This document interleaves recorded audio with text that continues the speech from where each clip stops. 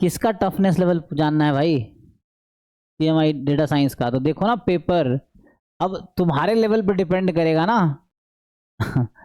अब कैसे बताएंगे कि कौन कहाँ पे है? जैसे एग्जांपल के लिए हर इंसान का अपना अपना एक स्टैंडर्ड है। आपका क्या लेवल है, आपके हिसाब से हो सकता है डिफिकल्ट होगा, दूसरे के हिसाब से हो सकता है आसान होगा। तो कैसे पता चलेगा? वो तो आपको देखना चाहिए कि आपके अकॉर्डिंग कैसा है। लेवल थोड़ा डिफिकल्ट ही है, ऑन एवरेज बात करें तो लेवल डिफिकल्ट है। तो आप बैठ कोई तो कह रहा हूँ, जैसे तुम लोग खुद से कुछ करते नहीं हो, सब चाहते हो कोई ऐसे बना के दे दे, अरे पेपर है यहाँ बैठ के, क्वेश्चन पेपर है डाउनलोड करो, जैसे यहाँ क्लिक करोगे क्वेश्चन पेपर डाउनलोड हो जाएगा। ये डाउनलोड हो गया। अब इसको बैठ के देखो ना तुम्हारा क्या लेवल है। ये रहा क्वेश्चंस। अब ये क्वेश्चन विथ सॉल्यूशन भी है, तो ये रहा क्वेश्चंस आगे आएगा। अब उसको पढ़ो समझो। अब तुम्हारा जो बच्चा गधा है, जो कुछ नहीं आता, तो उसके लिए बहुत डिफिकल्ट है। जो बहुत अच्छा बच्चा है ना, जो अकेडमिकली बहुत स्ट्रांग है, तो उसके लिए आसान हो सकता है। तो ये तो जो एवरेज बच्चा है उसके लिए मुश्किल होगा। तो ये तो पर्सन टू पर्सन वैरी करता है पेपर का लेवल, तो उसके अकॉर्डिंग है ना। तो आप क्वेश्चन पढ़ो, जैसे ये क्वेश्चन आ गया ना पार्ट ए। अब ये क्वेश्चन हैं, देखो पी इनवर्टिबल मैट्रिक्स है, क्या है ये मैट्रिक्स है, डिटर्मिनेंट है। अब वो तुम्हारे लेवल पे है ना, किसी को मुश्किल लगेगा, किसी को आसान लगेगा, है ना। ये है, इसमें क्या होगा, बस ये सब पूछ रहा है। तो उसके लिए पेपर डाउनलोड करो, पेपर पढ़ो समझो, अपना लेवल देखो क्या है, उसके हिसाब से देखो एग्जाम कैसा है, फिर लेवल इंप्रूव करो। इतना इंप्रूव करोगे आसान हो जाए, ठीक है ना। तो ये लेवल सब्जेक्टिव चीज़ें हैं, स्टूडेंट टू स्टूडेंट वेरी करती हैं। तो बात करेंगे जैम में कंपैरिजन में। तो जैम के कंपैरिजन में क्वेश्चन का लेवल थोड़ा, इसका अप्रोच अलग है। जैसे जैम का अप्रोच अलग है क्वेश्चन का, वहाँ एमसीक्यू एमएसक्यू एनईटी आते हैं, यहाँ पे सिंपल, और सिलेबस भी अलग है। यहाँ आपको 11th-12th वाला मैथ्स पढ़ना है, बेसिक प्रोबेबिलिटी थ्योरी है, कोडिंग भी है, वहाँ वैसा नहीं है। तो जैम में ज़्यादा सिलेबस है, यहाँ कम सिलेबस है। कम सिलेबस में क्वेश्चन थोड़े डिफरेंट तरीके से पूछे जाते हैं। तो वैसे आप देखोगे तो जैम में कंपटीशन में हम बोलेंगे वैसे तो टफ टाइप काइंड ही है, लेकिन ज़्यादा इसमें एस्पिरेंट होंगे नहीं। मतलब ज़्यादा, जैसे जैम में 3000 प्लस कैंडिडेट्स हैं, अराउंड 3000 बच्चे अप्लाई करते हैं। यहाँ पे मैं गेस करूंगा तो 500 से कम ही बच्चे होंगे मुझे लगता है अप्लाई करने वाले, 500 के आसपास, या मैक्सिमम होगा 1000 होगा, उतना नहीं जाएगा मुझे लगता है। 500 से 1000 बच्चे मैक्सिमम होगा, सीटें उतनी हैं। तो अराउंड 500 के आसपास बच्चे होंगे, प्लस माइनस 100-200 कर लो, तो मुझे लगता है 500 के आसपास बच्चे होंगे। वहाँ 3-3.5 बच्चे हैं, तो वो डिफरेंस है। बहुत ज़्यादा बच्चे इसमें मुझे लगता है ज़्यादा है ना। बहुत ज़्यादा अगर होगा तो 1000 तक जाएगा, उससे ज़्यादा नहीं होगा, ये है। तो उसके अकॉर्डिंग पेपर थोड़े है ना डिफरेंट है। सॉल्व करो, कुछ क्वेश्चन आसान ही बहुत, कुछ टफ भी आपको लगेंगे, वैसा है। इनका अप्रोच थोड़ा अलग है ना, जैम का अप्रोच अलग है, इनका अप्रोच अलग है ना। उसमें जैम में 60 क्वेश्चन आते हैं, 3 घंटे हैं, यहाँ 60 तो नहीं आते हैं, है ना। यहाँ 20 क्वेश्चन है आपके पास, and then you have to solve accordingly. दोनों के अप्रोच अलग, पैटर्न अलग है काइंड ऑफ। बट वैसे देखोगे तो मुझे जैम के हिसाब से इसका सिलेबस जैसा है उसके अंदर मुश्किल ही लगता है मुझे तो। ठीक है। तो हाँ जी, हाँ जी, जो हमारा बैच 1000 रुपीज़ का बैच है उसमें खरीदोगे, कोडिंग भी करवाएंगे। करवाएंगे क्या, वो तो आपको मेनली डाउट, जो ये जैसे CMI का बैच हो गया या ISI के जो भी बैचेस हैं, ये सिर्फ 1000 रुपीज़ का ऐप पे है, और ये लाइव क्लास कल से स्टार्ट होंगी। सो मैं उतना ही कराऊंगा जितनी आपकी ज़रूरत है। कहने का मतलब आप जैसे कहोगे उसके अकॉर्डिंग मैं करवा दूंगा, है ना। तो उसमें कोडिंग भी कराएंगे, पूरा सिलेबस कहोगे सिलेबस कराएंगे जितना पॉसिबल है।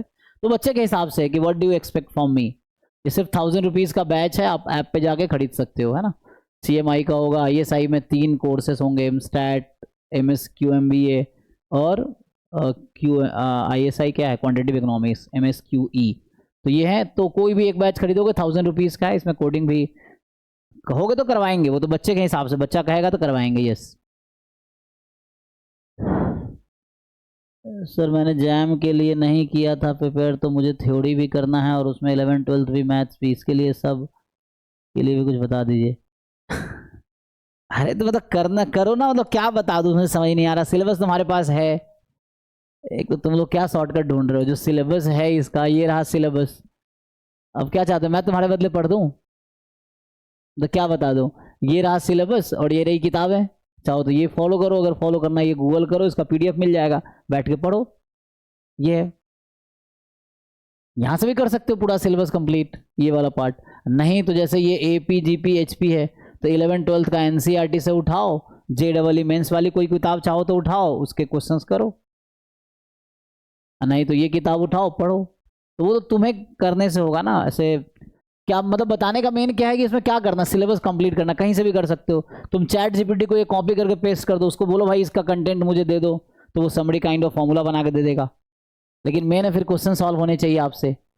तो लेवल धीरे धीरे इंप्रूव होगा ना। अगर तुमने नहीं किया है तैयारी, तुम्हें नहीं आती हैं चीज़ें, हालांकि जैम में ये है भी नहीं, जैम में ये भी नहीं है, जैम में सिर्फ ये है और ये भी नहीं है। तो ये जो 4 पार्ट लिखा है ना, जैम में सिर्फ इतना ही है। तो जिन्होंने जैम में तैयारी किया तो उनके लिए बहुत ज़्यादा फर्क पड़ेगा भी नहीं कि जैम में बस यही पोर्शन जैम में था जो जैम में इसकी तैयारी किए हैं। ठीक है, तो बाकी तो ऑलमोस्ट है भी नहीं। थोड़ा सा है कि इसमें जैसे एपीजीपीएचपी नहीं है, थोड़ा सा पार्ट होगा, जैसे ये मैक्सिमा मिनिमा ये सब है थोड़ा सा, है ना। तो सारा पार्ट 100% नहीं है, इसके कुछ पार्ट जैम में थे, है ना। इसके आपके कुछ पार्ट जैम में हो सकता है, वो भी नहीं है, ऐसे तो कुछ भी नहीं है।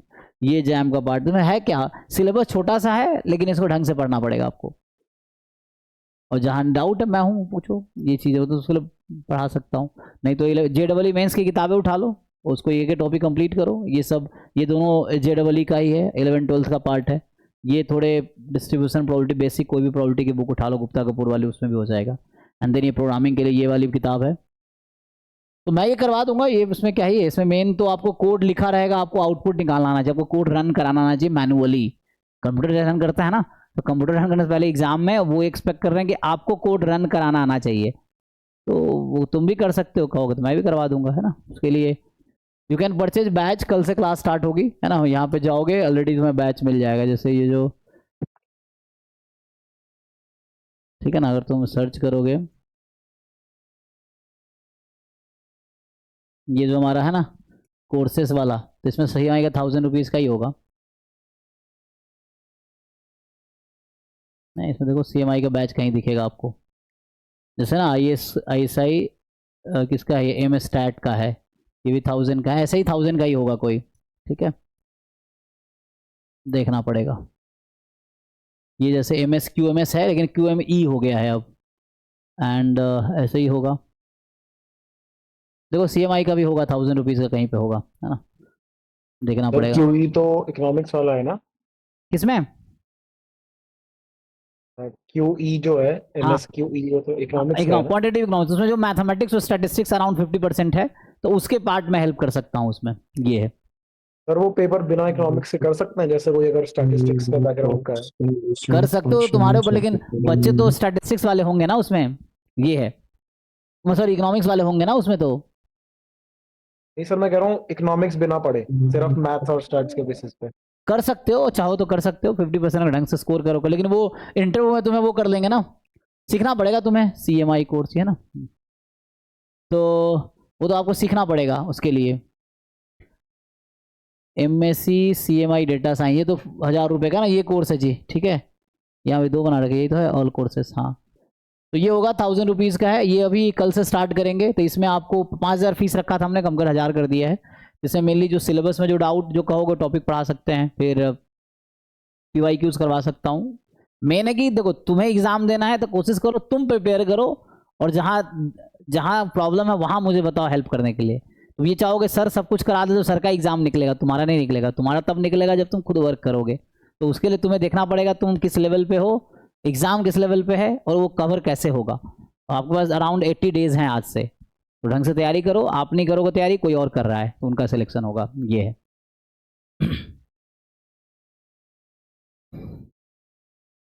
ठीक है जी, तो सिलेबस PYQ ढंग से करो, समझो, और उसके अकॉर्डिंग प्रैक्टिस करो, तो हो जाएगा।